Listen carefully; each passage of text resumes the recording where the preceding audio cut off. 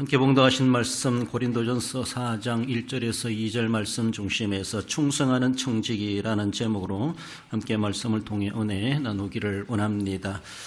충성은 본분을 수행하는 자세다 이렇게 볼 수가 있어요. 그래서 본분을 수행하는 데 대해서 내 직분을 수행하는 데 대해서 어떤 자세인가라는 것이죠. 그래서 충성해야 된다.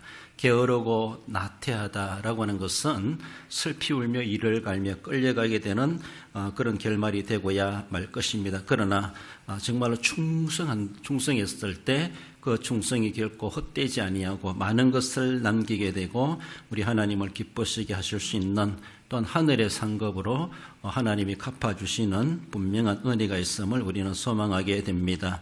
충성하는 데 대해서는 우리는 충성의 모델을 생각해 볼 수가 있어요. 구약이나 신약이나 여러 걸출한 믿음의 선조들을 생각할 때 그들도 다 우리의 충성의 모델이 되겠지만은 정말 가장 이상적이고 궁극적인 우리의 모델은 예수 그리스도이시다라고 볼 수 있습니다. 선한 목자의 자세, 선한 목자의 이상을 가지고 우리를 그렇게 사랑해 주시고 잃어버린 한 마리 양을 찾는다라는 것이죠. 여기서 구한다. 같은 자의 구할 것은 이건 바로 찾는다라는 겁니다. 그래서 한 마리 잃어버린 양을 찾아내기 위하여서 그렇게 애쓰는 선한 목자이신 예수님처럼 우리는 뭔가 충성을 구해야 되는데 대충 그저 찾으러 가면서 그저 한번 그냥 눈으로 보는 것이 아니라 막 나무 밑에도 보고 숲속에도 보고 어떻게든지 찾으려고 애쓰는 그런 자세, 이것이 바로 예수님이 그렇게 행하신다. 또 목자의 상을 보여주었던 것처럼 우리도 충성을 하는데 그렇게 아주 디테일하게, 아주 세밀하게 꼼꼼하게 정말로 열심히 그렇게 해야 될 것을 말씀하십니다. 누구에게 또한 무엇에 우리는 충성해야 되는가? 충성하는 청지기가 되어야 되는데 본문으로 돌아와서 그것은 바로 예수 그리스도께 우리는 충성해야 될 것을 말씀하십니다. 인격적인 충성의 대상이죠. 사람이 마땅히 우리를 그리스도의 일꾼이요, 그리스도의 일꾼이다, 우리를 가리켜서 그리스도의 일꾼이다 이렇게 말하는 것은 내 소속이 어딘가 이것을 강조해 줍니다. 일꾼으로서의 어떤 신분적 지위이기보다는 소속적인 의미를 강하게 내포해 주는 것이 그리스도의 일꾼이다, 이런 의미를 이런 말로 표현하고 있습니다. 그렇습니다. 그리스도께 속한 개념 표현, 정말로 나는 누구에게 속한 자인가, 나는 누구에게 충성해야 되는가, 그 분명한 대상을 우리는 바르게 알아야 됩니다. 속된 말로 엄한 데 엉뚱한 곳에 대먹지도 않는 그 어떤 대상을 향하여 충성한다는 것이 얼마나 어리석은가.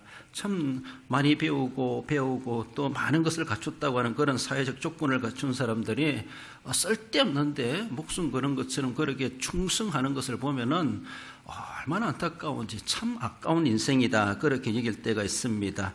정말로 우리는 충성해야 될 대상이 누군가?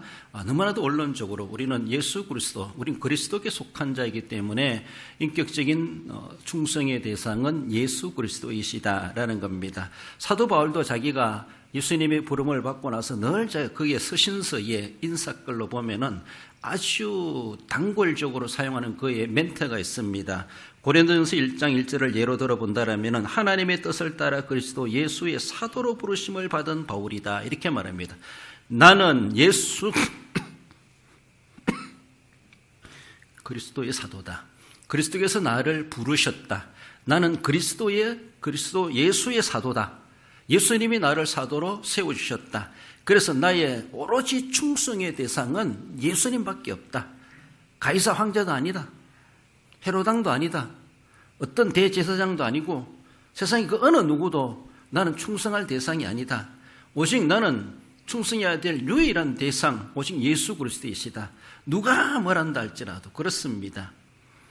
그는 세상의 명예와 건설을 추구하며 충성하려고 했을 때 유대교회에 있을 때 상당히 잘 나가는 인생을 살았습니다. 그래서 그것이 얼마나 잘못된 충성이었는가. 그렇습니다. 이 이념이, 사상이, 그리고 뭔가 그 머릿속에 들어있는 것이 엉뚱하다면은 그 엉뚱한 것에 대해서 정말로 죽도록 충성하는 결국 그 결말은 보장되지 않는 충성이 된다는 것을 볼 수가 있는데, 바울도 이제는 그랬지만 그러나 진짜 예수님을 알고부터는, 예수님을 만나고서는 자기가 글을 쓸 때마다 자기가 어떤 사람인가, 난 그리스도의 예수 그리스도로 말미암아, 그리스도 예수로 말미암아 부름받은 자이다. 나는 내가 충성해야 될 대상은 오직 예수 그리스도밖에 없다라는 것을 자기의 존재감에 대해서, 자기가 어디에 속해 있는가, 내가 충성해야 될 인격적 대상이 누군가라는 것을 글을 쓰면서 꼭 그렇게 알려주고 글을 써내려가는 것을 볼 수가 있죠.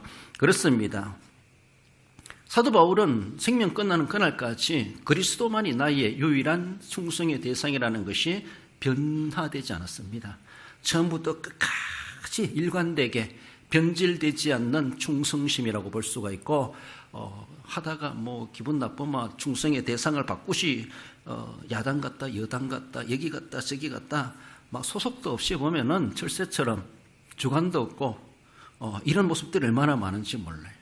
그래서 힘이 어려움이 든다 할지라도 오직 그리스도를 위한다면은 고난도 두려워하지 아니하고 핍박당하는 것도 두려워하지 아니하고 오직 난 그리스도께 충성하기 위하여서 그 험난한 인생의 삶을 살아가기도 했다라는 겁니다. 그리스도에 대한 바른 고백이 있어요. 내가 충성해야 될 그리스도는 나와 어떤 관계인가, 이걸 제대로 관계성을 맺어간다는 건 참 중요합니다. 그분이 뭔데 내가 충성해야 되나? 그분을 향하여 나는 뭐라고 호칭하고 그분을 향해 내가 뭐라고 고백할 수 있는가? 사도 바울은 그리스도와 어떤 관계를 맺고 있다고 합니까? 읽어봅시다. 갈라디아서 2장 20절입니다. 내가 그리스도와 함께 십자가에 못 박혔나니 그런즉 이제는 내가 사는 것이 아니요 오직 내 안에 그리스도께서 사시는 것이라. 이제 내가 육체 가운데 사는 것은 나를 사랑하사 나를 위하여 자기 자신을 버리신 하나님의 아들을 믿는 믿음 안에서 사는 것이라. 할렐루야. 그렇습니다. 그리스도와 관계성이 있어가지고 자신이 고백하는 것이, 난 그리스도를 향하여 이렇게 고백한다, 그리고 그리스도와 나와는 이런 관계이다 라고 하는 것을 한 구절 속에서도 우리에게 그렇게 진하게 보여줍니다. 뭐 다른 데서는 먹든지 마시든지 살든지 죽든지 막 나는 죽어도 좋고 살아도 좋다, 그리스도를 위한다면은 뭐 이렇게까지도 강조해 가면서 그가 충성해야 될 제대로 주인을 만났다라는 것을 말씀하고 있죠. 그래서 어떤 어려움이 있어도 충성해야 될 주인, 그 대상을 바꾸지 않습니다. 딴 도로 방향 돌리지 않습니다. 갈아타지 않습니다. 일편단심, 정말로 영적인 의리 있게 그 자리를 굳건하게 지켜가며 그리스도를 위하여 죽음도 마다하지 아니하고 결국은 순교의 제물이 되기까지 했던 것을 우리는 압니다. 충성해야 될 인격적 대상은 바로 그리스도이시다. 그가 그래서 그리스도께 충성하기 위해서 고난도 마다하지 아니하고 고난을 극복해 갔던 것을 볼 수가 있죠. 빌립보서 1장 29절에 보면 그리스도를 위하여 너희에게 은혜를 주신 것은 다만 그를 믿을 뿐 아니라 또한 그를 위하여 고난도 받게 하리 하심이라. 빌립보 교회 성도들에게 우리가 그리스도께 속한 자이냐, 그리스도께서는 나와 함께 고난도 받자라고 하면 주님이 그의 청지기들에게, 우리들에게 주님은 그것을 요구하시기도 하십니다. 그렇다면 우리는 주님 앞에 뭐라고 말할 수 있을까? 빌립보서 3장 7절 8절에 보면 내게 유익하던 것을 내가 그리스도를 위하여 해로 여길 뿐더러 또한 모든 것을 해로 여기면 내 주 그리스도 예수를 아는 지식이 가장 고상하기 때문이라. 그렇습니다. 주님이 네가 내게 속하 있는 나의 청직이냐? 우리로 보면은 나는 그리스도의 청직입니다. 그리스도의 일꾼입니다. 내가 고백한다라면은 우리 주님께서는 그렇다면 너는 나와 함께 고난도 받을 수 있느냐? 주님이 물으신다라면은 우리는 뭐라고 대답할 것인가? 사도 바울은 내게 유익하던 그 모든 것을 다 버릴 수도 있다. 그리스도를 위한다면은 이만한 고난이 어디 있겠습니까? 세상의 명예와 건세와 그리고 좋은 높은 자리 누군가가 준다고 하는데 그리로 와라, 자기 당에 와라, 자기 편에 와라, 내한테 줄을 서라. 그러면은 너는 내가 승승장구하고 승진시켜주고 정말로 그런 자리를 차지할 수 있을 것이다. 얼마나 유익한 이점들이 많습니까? 그가 사회적으로 가지고 있는 그런 스펙, 정말로 그의 출세 가도를 달려갈 만한 많이 도움될 만한 그런 환경들을 가지고 있었습니다. 얼마나 유익합니까? 그걸 버리는 것이 얼마나 어렵겠는가. 그러나 그리스도를 위한다면 나는 그것쯤이야. 그런 것들 다 버릴 수가 있다. 뿐만 아니라 몸에 당하는 그런 고통, 유대인들의 핍박, 생명 위협을 당하는 그런 것까지라도 내가 그리스도를 위한다면 고난도 마다하지 아니하고 그 고난 때문에 내가 그리스도를 향한 충성을 내가 변질시킬 것인가? 아니다는 것이죠. 나와 주님과의 관계는 그런 관계라는 것이죠. 한마디로 자기는 충성으로 나는 그리스도께 어떤 존재인가, 그리스도와 어떤 관계가 있는가를 그는 충성으로 대답해 주고 있습니다. 충성으로 나타내고 있다라는 것이죠.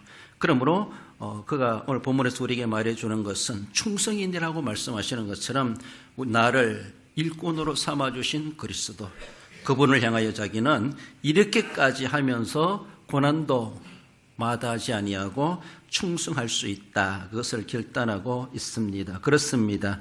충성하는 청지기는 우리는 그리스도에게 충성해야 될 것을 말씀하십니다.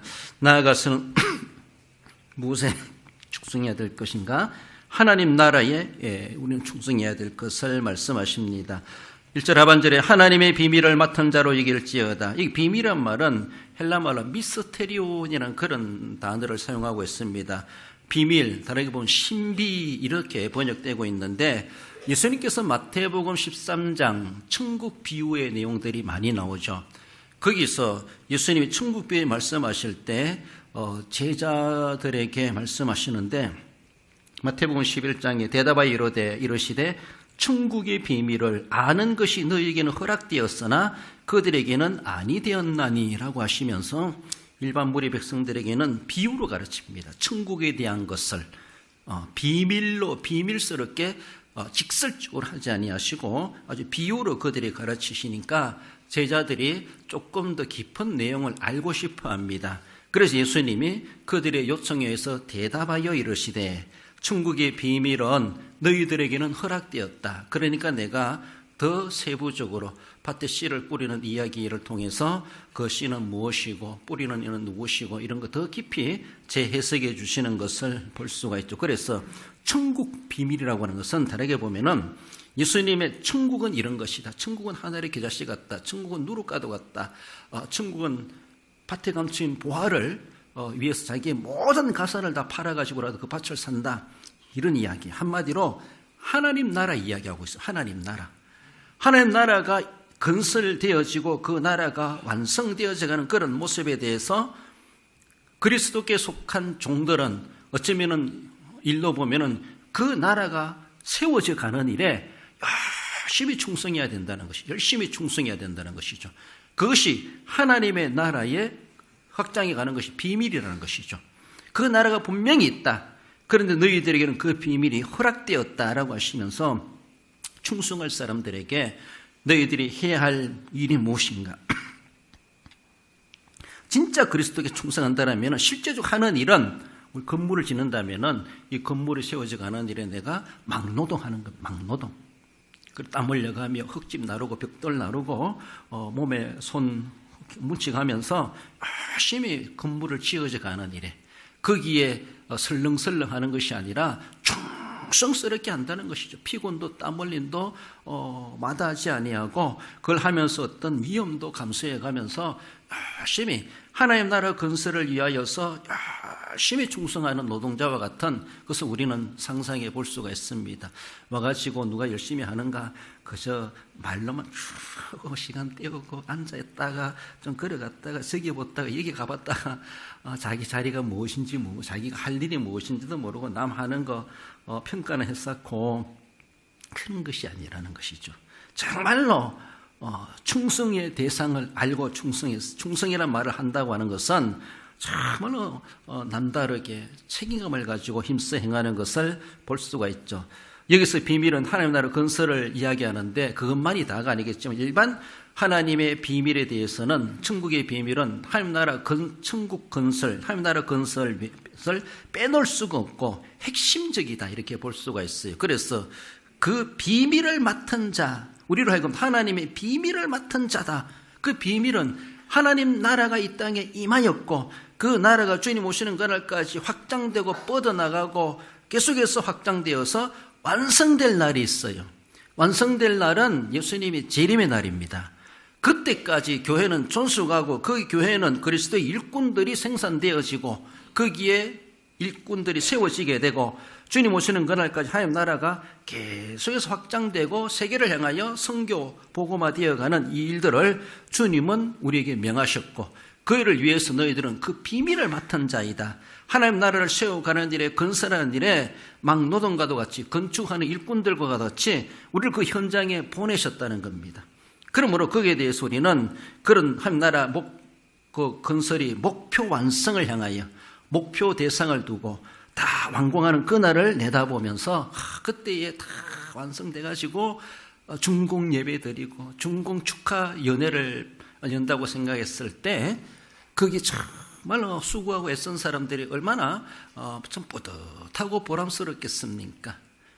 그때 가가지고 부끄럼 당하지 않는 그런 일꾼들, 정말 그것이 세워짐에 대해서 그렇게 자부심을 가질 수 있는 사람은 이 건물이 세워지기 위해서 그렇게 위험을 감수해가며 반나절로 그렇게 몸으로 물질로 마다하지 아니하고 그렇게 수고했던 것을 우리는 바탕으로 할 수가 있습니다.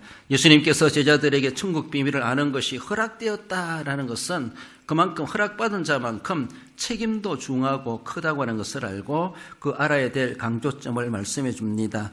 본문에서는 비밀을 맡은 자라고 가리키는데 그 비밀은 하나님 나라의 건설로서 예수 그리스도 말미암아 이 땅에 이미 임하였고 세워졌다 이렇게 볼 수가 있습니다. 마태복음 6장 10절 우리 주기도문에 나라가 임하시오며 그렇습니다.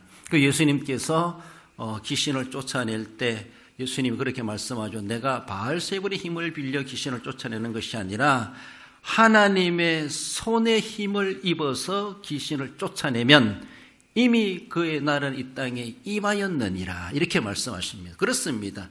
어쩌면 시점으로 바라볼 때 예수님이 이 땅에 초림하심으로부터 가시적으로 하나님의 나라는 이미 이 땅에 임하였다고 볼 수가 있어요. 이미 그것은 구약시대부터 계속 쭉 해왔다고 볼 수가 있는데 실제적으로 우리의 눈에 볼 수 있도록 가시적으로 하나님의 나라가 이 땅에 임하시는 것은 바로 예수님이 이 땅에 신현 하나님이 인간의 몸을 입고 나타나시는 것으로 볼 때 이미 이 땅에 그 나라가 임하였다. 주님 그렇게 말씀하십니다. 예수님이 귀신을 쫓아내는 능력을 행사하시는 것은 어떤 세상의 어떤 귀신의 아버지 바알세불이 아니고 왕 바알세불이 아니고 하나님의 손을 힘입어 귀신을 쫓아내고 있기 때문에 이 벌써 나라가 임하였다. 그렇게 말씀하십니다.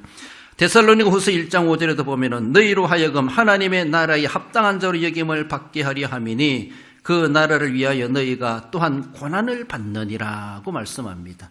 사도 바울도 하나님 나라 건설을 위해서 열심히 이방 땅 미지의 땅을 향하여 복음을 들고 나아갔습니다. 거기 가서도 교회가 세워지고 믿는 자들이 생겨나는 것은 바로 거기가 이미 영적으로 정복되어지고 거기에 지금 이미 장막의 터가 넓혀져 가고 확장되는 그런 모습으로 우리가 생각해 볼 수 있어요.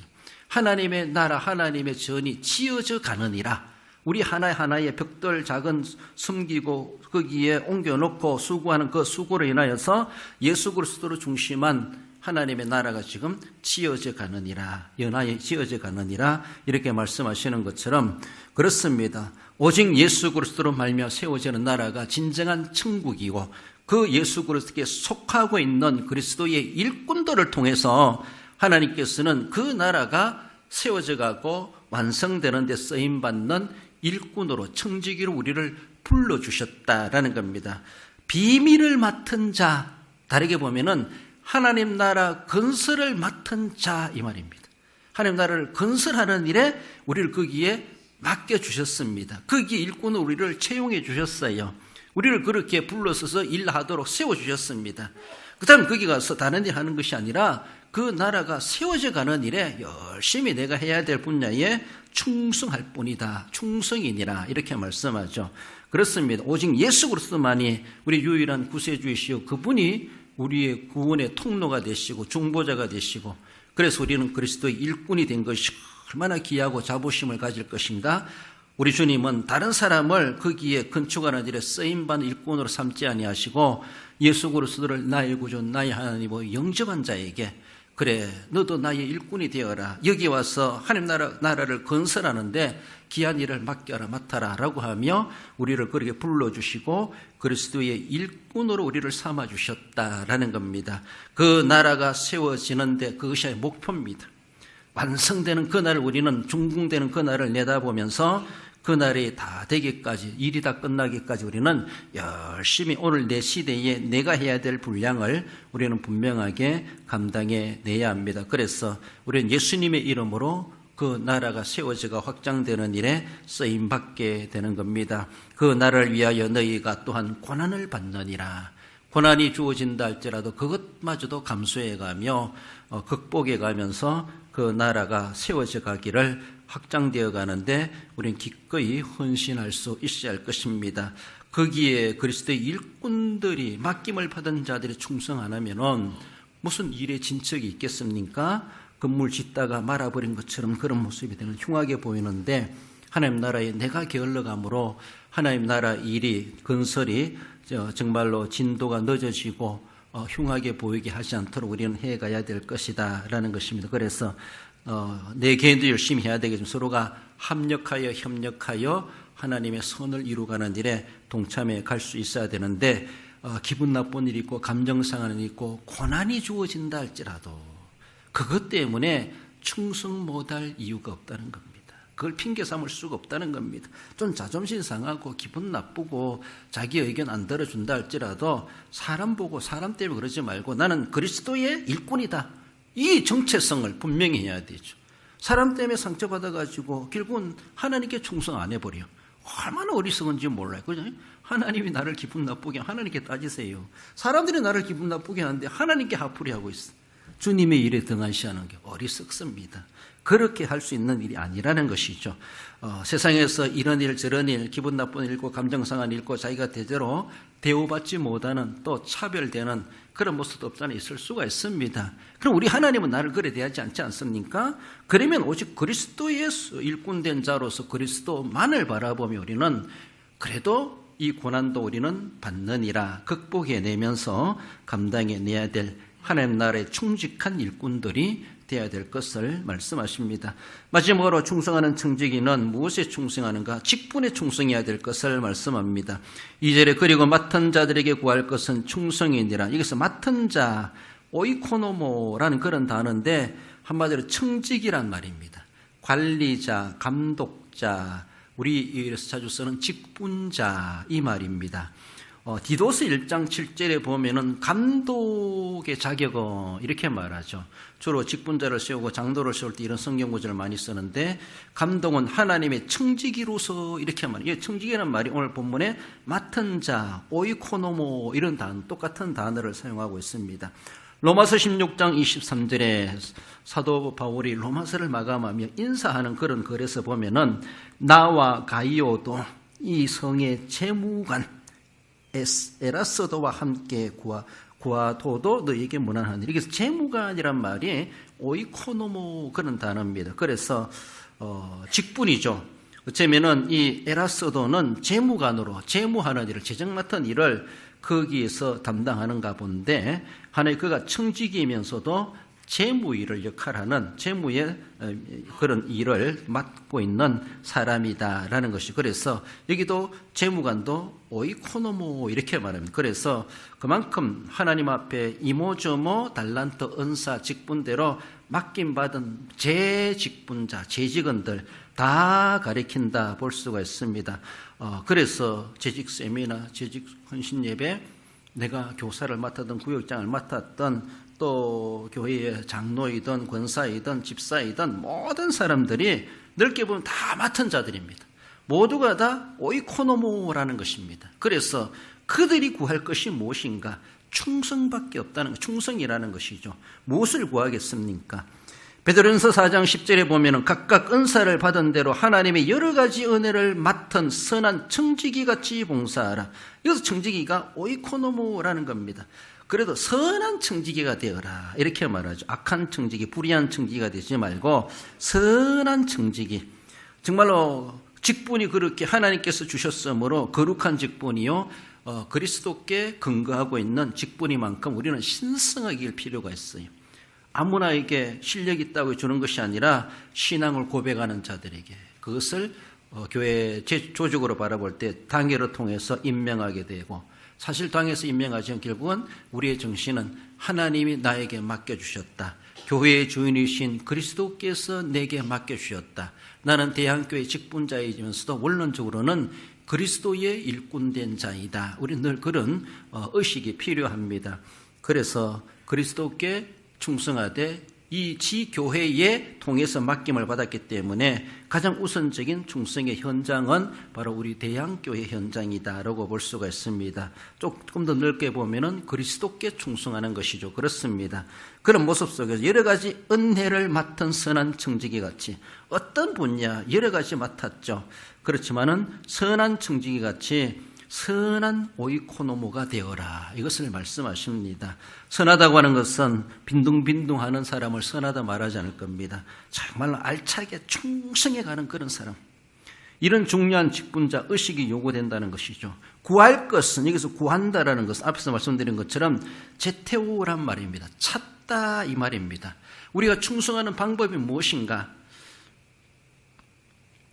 마태복음 18장 12절에 보면 어떤 사람이 그 중에 하나가 길을 잃었으면 가서 길 잃은 양을 찾지 않겠느냐. 예수님의 말씀에 어떤 사람의 양 100마리가 있는데 99마리를 우리에 두고 잃어버린 한 마리를 그 중에 하나가 길을 잃었으면, 이 말입니다. 생략된 말씀이 많은데 그 잃어버린 한 마리 양을 99마리를 놓고 놔두고 한 마리 잃어버린 양을 찾기 위해서 가서 길 잃은 양을 찾지 않겠느냐. 이 찾다 이 말이 제테오란 말입니다. 구한다라는 겁니다.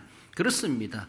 아주 미미하게 보이지만은 그거 없어도 그만, 그건 뭐 안 해도 되지, 뭐 큰 거 됐으면 됐지, 이렇게 생각하지 않는다는 겁니다. 예수님의 목양적인 모습을 바라볼 때는 예수님은 한 사람 한 사람을 소중하게 여깁니다. 그 사람이 신분이 없다든지 그분이 건강 상태가 없다든지 한 사람 한 사람을 상당히 소중하게 여깁니다. 사람들은 잘 대해주지도 않고, 그리고 그만큼 명예가 있고 유명한 사람들은 대중집회 수천 수만 대 가가지고 설교하고 싶고, 그런 사람들 앞에 자기 얼굴 내밀고 자기 어떤 영성 있는 그런 설교도 하고 뭔가 은사 집회도 하고 그러려고 할 수 있겠지만은, 예수님은 때로는 5,000명 두고도 뭐 설교도 하실 수 있습니다. 그렇지만은 예수님은 한 사람을 소중하게 여긴다는 것을 우리 알아야 돼요. 한 사람을, 그 한 영혼을 얼마나 귀중하게 여기는지. 잃어버린 한 마리 양, 그거 보면은 그거 찾으러 가는 돈이 더 많이 들 겁니다. 양값보다가도.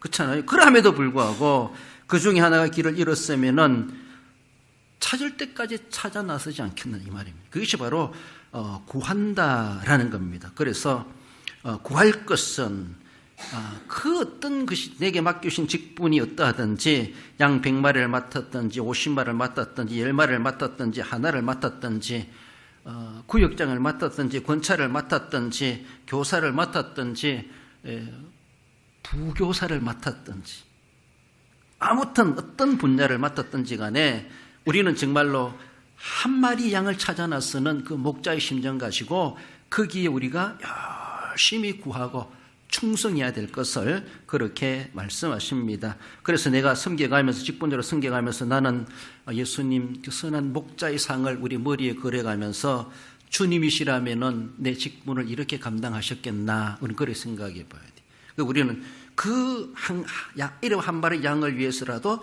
충성을 구하는 거예요. 그거는 가볍게 하고 그냥 대충 하고 내 실력대로 형편되는 대로 하는 게 아니라는 것이죠. 그 한 마리 양을 찾는 데 대해서도 충성을 구해라는 것이죠. 100마리를 관리하고 정신 차리고 막 긴장감을 가지고 하는 것처럼 그 한 마리를 찾아내기 위해서라도 100마리 이상 관리하고 책임을 진 것처럼 막 그렇게 관심을 가지고 책임 있게 행하는 것, 그것을 우리는 구해야 돼요. 그렇게 가치를 두고 충성하는 자가 돼야 된다라는 겁니다. 저 사람은 중요한 것 하니까 열심히 하고도 이름 사람들에게 대우받고 나는 해놔도 사람들이 뭐 알아주겠나, 대수롭게 여기는 그런 모습들이 어쩌나 있을 수 있습니다. 그런 사람의 생각이에요. 하나님 앞에는 5달란트든 1달란트 2달란트든 하나님이 맡겨주신 대로 내가 소중하게 귀중하게 여기고 그것을 위해서 최선을 다하는 것, 충성을 구해야 된다라는 겁니다. 그러므로 직분에 대해서 우리는 받은 직분에 대해서 내게 주신 직분에 대해서 크면 큰 대로 적으면 적은 대로 주님의 기대치에 미달되지 않도록 우리는 충성을 구하고 결국은 충성함으로 주님 앞에 잘했다 칭찬받는 우리의 모습들이 될 수 있어야 할 것입니다.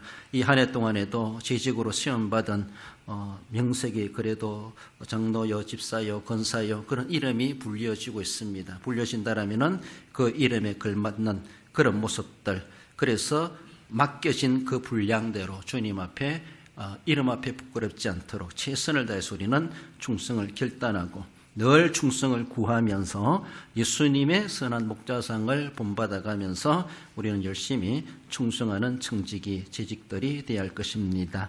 결론적으로 읽어봅시다. 하나님의 교회에 그리스도의 일꾼으로 세움받은 사실을 알고 하나님 나라를 위하여 충성하되 고난도 감수하며 한 생명을 소중히 여기며 희생을 아끼지 않은 그리스도를 본받아 헌신하는 성도가 됩니다. 그렇습니다.